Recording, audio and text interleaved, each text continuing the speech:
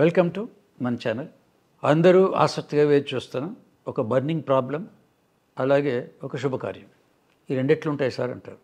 శుభకార్యం అంటే ఏంది? ఒక అమ్మాయికో అబ్బాయికో పెళ్ళి రాగానే పెళ్లి చేయాలి, శుభకార్యం ఇస్తే కదా. మరి బర్నింగ్ ప్రాబ్లం ఎందుకు అవుతుంది అంటే, ఎందుకు అవుతుంది అని అంటే చూద్దాం వన్ బై వన్. అదే ఈరోజు. సో అందరికీ, శివభిలాషులకి, మిత్రులకి, అలాగే పండితులందరికీ కూడా స్వాగతం పలుకుతూ, మ్యారేజ్ గురించి, లేట్ మ్యారేజెస్ ఏమై కారణాలు అయి ఉంటాయి అంటే, ఫోన్ కాల్స్ ఎట్లా వచ్చాయి. ఇదివరకు మా దాంట్లోనే వీడియో పెట్టాం, నా పెళ్ళి ఎప్పుడు అని తమ్నేల్ ఉంది. దానికి జవాబుగా ఈరోజు చేస్తున్నాను, మళ్ళీ చేయాల్సి వస్తుంది. నా పెళ్ళి ఎప్పుడు అని ఉంటే మరి ఏమనుకున్నారు, ఆ పెళ్ళి టైమ్స్ చాలనుకున్నారు. దాదాపు 1,00,000 వ్యూస్ ఉన్నాయి దానికి, 1,00,000 మంది, ఒక 1000 మంది ఫోన్ చేసి ఉంటారు. మీ నంబర్ 1000 మందిలో ఎవ్వరు కూడా కన్సల్ట్ అయ్యి వివరాలు తీసుకొని ఇది ఓకే అన్నవాళ్ళు ఎవరు లేరు. అదొకటే క్వశ్చన్. దాని క్లారిటీ కూడా దాంట్లో ఉన్నాయి. అదొకటే కదా, ఇంకా 5-6 వీడియోలు ఉన్నాయి, అవి చూడలేదు వాళ్ళు. అదొకటే వీడియో చూసి ఉంటారు. వెల్ సెట్లు అన్నీ బాగానే ఉన్నాయి. అయితే అదొక రకమైన రిపీటెడ్ క్వశ్చన్. మనం అంటాం కదా, అరిగిపోయిన రికార్డు అంటాం ఆ పదం. ఎప్పుడు అదే అరిగిపోయిన రికార్డు చెప్తుంటే కొన్ని ఉంటాయి. అట్లా మీరు కూడా అరిగిపోయిన రికార్డులు ఎట్లా అన్నాను అంటే, ఇప్పుడు ఫారెన్లో ఒక అమ్మాయి అబ్బాయి ఉన్నాను అనుకోండి, 40 years వచ్చింది. వెంబడే ఫోన్ చేశారు ఈ వీడియో చూసి. సార్ చాలా బాధపడుతున్నాం సార్, టెన్షన్. ముందు అదంతా పోగొని చెప్తే ఉండాలి, మనం తప్పదు. మావాడు అన్నీ ఉన్నాయండి, ఉద్యోగాలు, 5 లక్షల ప్యాకేజ్ ఉంది, ఇల్లు అన్నీ అయిపోయి, ఎంత చూసినా కావట్లేదు, దిగులుగా ఉందంటారు. చెప్పేంత నిజంగా మొట్టమొదటి మీరు దానికి ఒక ప్రాబ్లం అనుకుంటున్నారు, ఇప్పుడే చెప్పేది బర్నింగ్ ప్రాబ్లం అని. మీరు దాన్ని సమస్యగా అనుకొని యాజ్ ఎర్లీ యాజ్ మ్యారేజ్ కావాలంటే ఇదంతా మీరు వినాల్సి వస్తుంది, టోటల్ వివరాలు వినాల్సి వస్తుంది. లేదు మా అబ్బాయికి పెళ్ళి ఎప్పుడైద్ది అన్నారు అనుకోండి. ఇప్పుడు నేను ఒక క్వశ్చన్ వస్తాను మీకు, మీరు ఎప్పటి నుంచి మొదలు పెట్టారన్నారు అంటే, అమ్మాయి అబ్బాయి సుమారుగా 26-27 అప్పుడు మొదలు పెట్టారట. ఏం మొదలు పెట్టారు పెళ్ళిళ్ళు? మ్యారేజ్ బ్యూరోలు వేస్తారు. మ్యారేజ్ బ్యూరో అది మళ్ళీ చెప్తాను, ఇన్ని ఉంటాయి మొత్తం 1 by 1. మ్యారేజ్ బ్యూరోలో పెట్టారు. సరే, మీకు అక్కడ 25% దానివల్ల లేట్ అయిపోతుంది, మ్యారేజ్ బ్యూరోలో లేట్ అయిపోతుంది. ఇంకోటి ఏం చేశారు, జాతకాలు చూపించారా? చూపిస్తే ఎందుకు కాలేదు? కొన్ని మాకు నచ్చాయి, కానీ జాతకాలు కొన్ని బాగాలే ఉన్నారు. అది ఇంకోటి తీసేయండి, ఆ మ్యారేజ్ బ్యూరో తీసేయండి, ఆ 2 తీసేయండి, జాతకాలు తీసి పక్కన పడేయండి అక్కడి నుంచి. దాన్ని చూడొద్దు, దానివల్ల లేట్, జాతకాల వల్ల లేట్ అవుతుందని ఒకటి పెట్టాను. అన్నీ చూస్తే మనకు సమగ్రంగా తెలుస్తుంది. ఇవన్నీతో పాటు సేమ్ క్వశ్చన్ ఏమడిగారు మీరు దాంట్లో పెట్టిన తర్వాత? మా అబ్బాయి పెళ్ళి, మా అమ్మాయి పెళ్ళి ఎప్పుడు అడిగారు? 27కి అడిగారు. ఏమని చెప్పింటారు? ఈ 28-29 అవుతుందని చెప్పింటారు. సో 29 కాలేదు. తర్వాత ఏం అడిగి ఉంటారు? 5-6 నెలలు గ్యాప్ తీసుకొని మళ్ళీ గుర్తొచ్చింటారు, ఇంకా రాలేదని మళ్ళీ అడిగారు. అప్పుడు ఏం చెప్పారు అంటే, 32కి అన్నారండి. మరి 32కి అయితే మరి క్వశ్చన్ అడిగారు కదా మీరు. అవును, కాలేదు. మా ప్రయత్నం కాదండి. ప్రయత్నం అన్నది సరైన ప్రయత్నం చేయటం వేరు, మన సరైన దారిలో పోవటం వేరు. రాంగ్ రూట్లో పోతే మనకి అడ్రస్ దొరకదు, స్ట్రైట్ రూట్లో పోతే కరెక్ట్గా వస్తుంది. లొకేషన్ వేసుకొని పోతే పాయింట్ దగ్గర ఉంటాం అనమాట. మీరు వెతకటం ఎట్లా వెతుకోవాలో మీకు తెలియదు. మ్యారేజ్ బ్యూరో గురించి నో నాలెడ్జ్, జాతకాలు ఏముంటాయో తెలియదు, మీ గురించి, మీ అమ్మాయి అబ్బాయి గురించి దాంట్లో ఏం రాయాలో తెలియదు, అసలు ఇంతకు మీకు ఏం కావాలో రిక్వైర్మెంట్ తెలియదు. ఇన్ని ఉంటాయి దీంట్లో. ఇవన్నీ మీరు ఎట్లా చెప్పగలుగుతున్నారు సార్ అంటే, మ్యారేజ్ రీసెర్చ్ కాబట్టి, దాని మీద ఒక 3 ఏళ్ళు PhD లాగా చేశాం కాబట్టి, ఒక మ్యారేజ్ బ్యూరో పెట్టాం కాబట్టి, ఇన్ఫర్మేషన్ పెట్టాం కాబట్టి, దాని ద్వారా ఇవన్నీ గైడ్లైన్స్, కంప్లీట్ గైడ్లైన్స్ దాంట్లోకి ఇచ్చేసి 2000 పెళ్ళిళ్ళు అయిపోయాయి. ఇప్పుడు లేదు అది. ఓన్లీ 4 కన్వెన్షన్ స్టేట్ లెవెల్లో 400 మంది వచ్చేవాళ్ళు. వాళ్ళు ఎట్లా ఉంది రీసెర్చ్ చేద్దాం సబ్జెక్ట్తో, ఇదే మ్యారేజ్ మీరు చేసాం. మరి మీకు ఇంత సమాచారం ఇక్కడ వస్తున్నప్పుడు మళ్ళీ అరిగిపోయిన రికార్డు అడగటం ఎందుకు? ఎక్కడ ఆగాం మనం? 32 దగ్గర ఆగాం. మళ్ళీ తర్వాత ఏం చేశారు అంటే, ఇక మధ్య విసుకొచ్చి మానేసి మళ్ళీ ఇప్పుడు అడిగారు. 35 వచ్చేసింది. 35కి అడిగితే ఇప్పుడు సేమ్ క్వశ్చన్ ఇదే కదా. కొందరు ఫోన్లో అడిగాం, కొందరు గుళ్ళో అడిగాం. ఇంకోటి ఉంటుంది ఈ మధ్యలో, వేస్టేజ్ ఉంటుంది, టైం వేస్ట్, మనీ వేస్ట్ చేస్తాం. ఇంకోటి ఉంది మీ ప్రయత్నాలు. మళ్ళీ దండం, మళ్ళీ అవన్నీ చెప్పకండి సార్ అంటారు. ఏంటో తెలుసా, ఈ మధ్య లేట్ అయ్యేటప్పటికి ఓ గుళ్ళో పూజారి అభిషేకం చేయించాం, ఈ గుడికి పోయాం, కాళహస్తి పోయాము, ఇంకో దగ్గర పోయాము, హోమం చేసాం, ఇంట్లో వాస్తవం. ఇప్పటికి 50,000, 1,00,000 రూపాయలు ఖర్చు కూడా, పూజలు చెప్పాలి, అన్నీ చేశాం సార్ అంటారు. అన్ని పూజలు చెప్పాలి, చేయగలం, చేసేది కరెక్ట్ కూడా చేస్తే అయిపోతుంది అక్కడి నుంచి. అవునా? కొన్నిసార్లు టైం బాగాలేనప్పుడు చేయాల్సి కూడా వస్తుంది. దగ్గర డబ్బులు చేసేట నష్టం ఉంది, అన్ని దేవుడి పనులే కదా, వదిలేండి అది కదా. అవన్నీ ఇప్పుడు నేను చెప్పట్లేదు, న్యూమరాల్స్ అవన్నీ చేయమని చెప్పట్లేదు. నెక్స్ట్ ఇవన్నీ అయిపోయింది. 37, 38, 39, 40 years వచ్చాయి. అక్కడి నుంచి ఇది ఏ క్వశ్చన్ చిన్నప్పటి నుంచి ఏ మాత్రం మార్పు లేదు. ఎందుకు అడతారో చెప్పండి క్వశ్చన్, నో ఆన్సర్. ఇప్పుడు నేను చెప్తే మీకు ఏం లాభమో చెప్పండి. మళ్ళీ నేను ఒక అబద్ధం చెప్పాలి. ఇప్పుడు 40 కదా, ఈ నెక్స్ట్ 2026లో అయిపోతుందని చెప్తాను. అప్పుడు ఆగి ఇంట్లో కూర్చోండి. 26 అవుతుందట.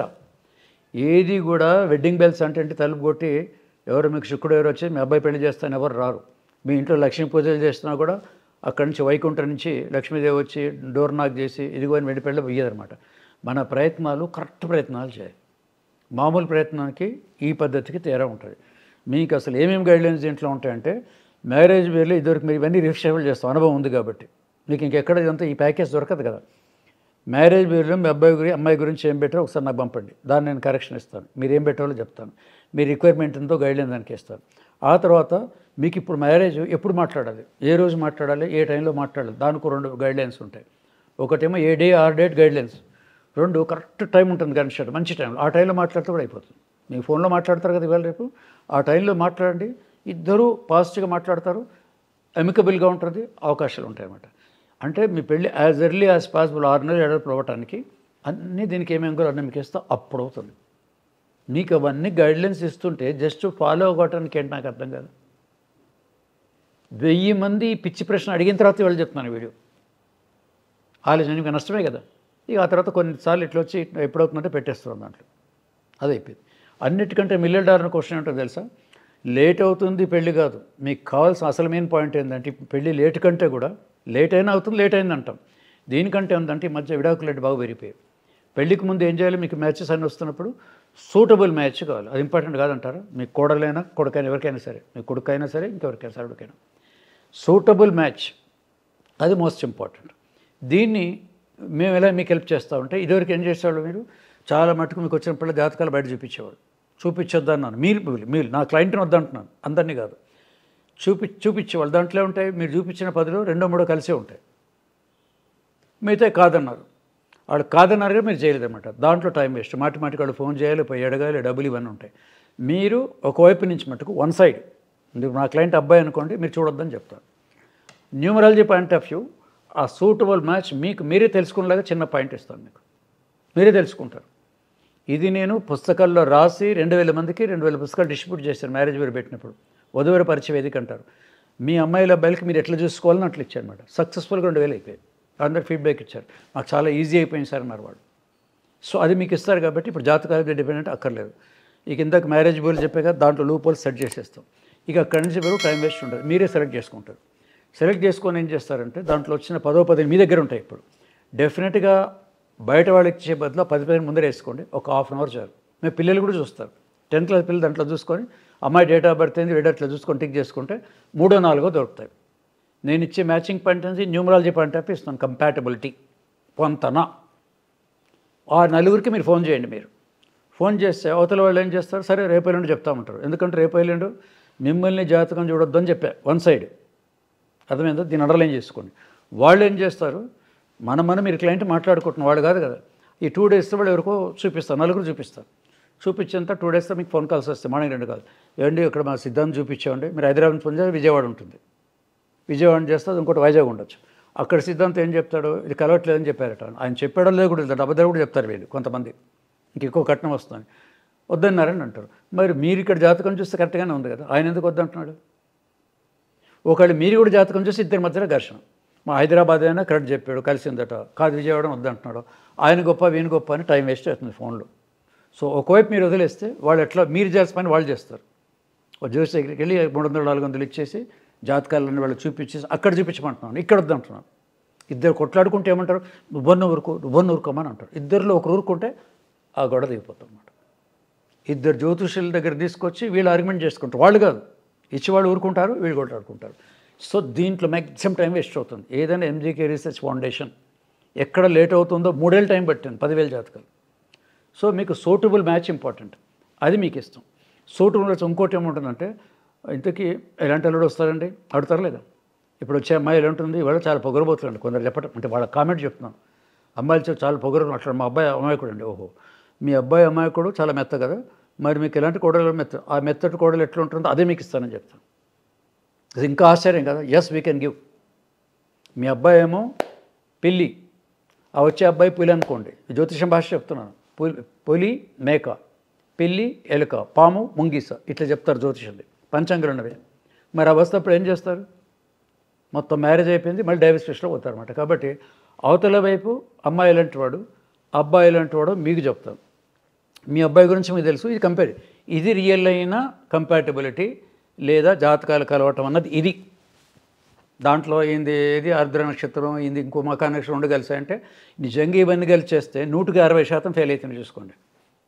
జాతకాలు కలిసినవి కూడా 60% పోతున్నాయి. మరి పొరపాట్లు ఎక్కడున్నా చెప్పలేదు.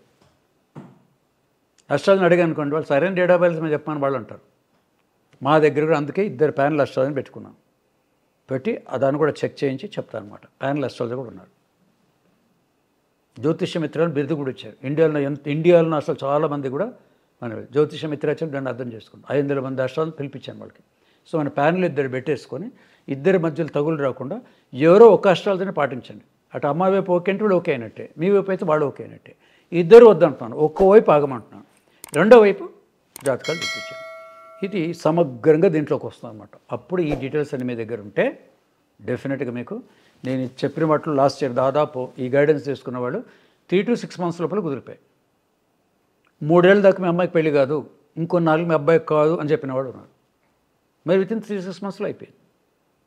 అప్పుడు అర్థమైంది, ఓహో మనం చూసుకునే పై ఇట్లా ఉంటాయా, మ్యారేజ్ బిల్లు కూడా ఉంటుందా, అసలు లేట్ అవుతుందా, ఇవన్నీ వదిలేసి ఓన్లీ నా మ్యారేజ్ ఎప్పుడవుతుంది అని ఆ క్వశ్చన్ అడుగుతారు. అది పనికిరాని క్వశ్చన్. నెక్స్ట్ ఇయర్ అవుతుంది. అయితే మీరేం చేస్తారంటే ఆన్సర్ లేదు. నెక్స్ట్ ఇయర్ దాకా అవుతారా, మామూలుగా మీరు చూస్తారా, చూసి నెక్స్ట్ ఇయర్ అయిపోతే ఏం చేస్తారు? నేను చెప్పింది నెక్స్ట్ ఇయర్ గ్యారంటీ కూడా ఏం లేదు. ఇదివరకులాగే పాత పద్ధతిలోనే మీరు వెళ్ళిపోయి ఉంటారు. ఎందుకంటే నెక్స్ట్ ఇయర్ అవుతున్న నా ప్రిడిక్షన్ కరెక్ట్ అయినా కూడా మీరు ఇవన్నీ ఉన్నాయి కదా, ఈ జాతకాలు, మ్యారేజ్ బిల్లు, తర్వాత మీరు రాసే రిక్వైర్మెంట్లో గొంతమ్మ కోరికలు ఎక్సెట్రా, మీ పెళ్ళికి గొంతమ్మ కోరికలే కారణమా? ఒక మ్యారేజ్కి ఎన్నో అన్ని వీడియోలు పెట్టాను, మీరు చూడండి. దాంట్లో కావాలంటే మీకు ప్లేలిస్ట్ కూడా పంపిస్తాను. వివరంగా ఉంది, ఇంత డీటెయిల్గా మీకు ఎక్కడ దొరకదు. అనుభవంతో చెప్పినది. మళ్ళీ ఇవే చూసుకుంటే నెక్స్ట్ ఇయర్ కూడా మీకు పెళ్ళి కాదు. పెళ్ళి ఎప్పుడవుతుంది ఆ ఒక్క క్వశ్చన్కి ఆన్సర్ పెడితే పెళ్ళిళ్ళు కావు, గ్యారెంటీ రాసుకో. నేను చెప్పినా పైనుంచి దేవుడు చెప్పినా కాదు. మీ ప్రయత్నం అన్నది ఎలాంటి కరెక్ట్ ప్రయత్నం ఎట్లా చేయాలి చేస్తే అప్పుడు పెళ్ళే అవకాశం ఉంటుంది. అట్లా చేసిన వాళ్ళు దే ఆర్ సో హ్యాపీ. ఇది కొంచెం అందుకే మీకు శుభకార్యము, బర్నింగ్ ప్రాబ్లం అని చెప్పాను. ఈ 2 దీంట్లో ఉన్నాయి. సో ఆలోచించండి, ఒక అడుగు ముందుకండి. సాధ్యమైనంత వరకు లేట్ మ్యారేజ్ వద్దు. ఎంత లేట్ అయితే అన్ని సమస్యలు వస్తాయి. అమ్మాయిలకైనా వస్తాయి, అబ్బాయిలకైనా వస్తాయి. హెల్త్ ప్రాబ్లమ్స్ వస్తుంది, సంతాన ప్రాబ్లమ్స్ వస్తాయి, మెంటల్ ఇవి వచ్చేస్తాయి, ఒబిసిటీలు వచ్చేస్తాయి.